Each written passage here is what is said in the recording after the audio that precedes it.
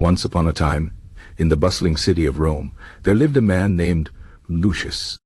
He was not a king, nor a warrior, nor a wealthy merchant. Lucius was an ordinary man, but he carried a heavy burden, his expectations. He expected life to be fair. He expected people to always treat him kindly. He expected success to come easily. But life, as it often does, had other plans. Lucius worked as a scribe, copying texts for wealthy patrons. He dreamed of one day writing his own philosophy, but his work was tedious, and his pay was meager. He often complained about his unfair circumstances. "Why must I struggle while others live in luxury?" he would ask himself.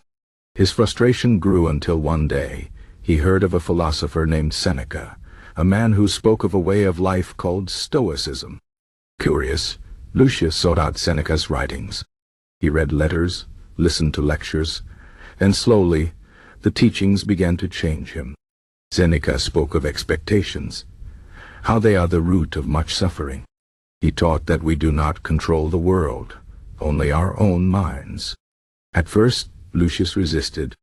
How can I not expect fairness? How can I not hope for success?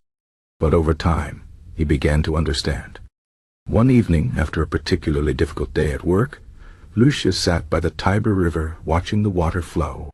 He remembered Seneca's words, "The wise man does not demand that events go as he wishes, but wishes them to go as they do." Lucius realized that his suffering came not from his circumstances, but from his refusal to accept them. He had expected life to be easy, but life owed him nothing. From that day forward, Lucius practiced the Stoic art of managing expectations. When his work was hard, he no longer raged against it. He accepted it as part of his path.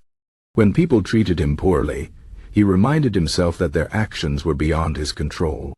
He focused only on what he could change, his own thoughts, his own efforts, his own character. Months passed, and Lucius found peace where there had once been frustration.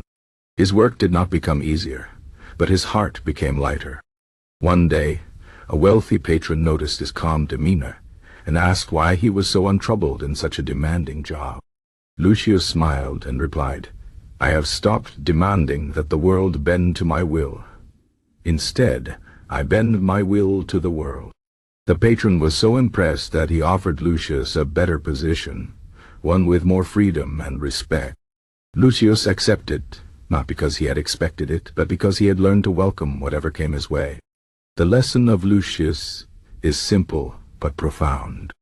Expectations are like chains. They bind us to disappointment when life does not go our way. The Stoics teach us to loosen those chains, to accept what we cannot change, and to focus only on what we can. It is not an easy path, but it is a freeing one. Imagine your own life. How often do you suffer because things did not go as you hoped? How often do you feel cheated because people did not act as you expected? The Stoic asks a different question. Why did you expect it in the first place?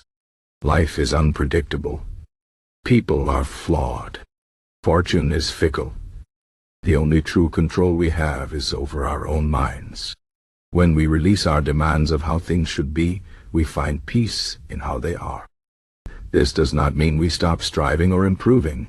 It means we stop suffering over what we cannot command. So the next time you feel disappointment creeping in, ask yourself, is this pain caused by the world or by my own expectations? Then take a breath, remember the wisdom of the Stoics, and choose to see things as they are, not as you wish them to be. This is the Stoic guide to managing expectations. It is not magic. It is not a secret. It is a simple shift in perspective, one that can turn frustration into freedom.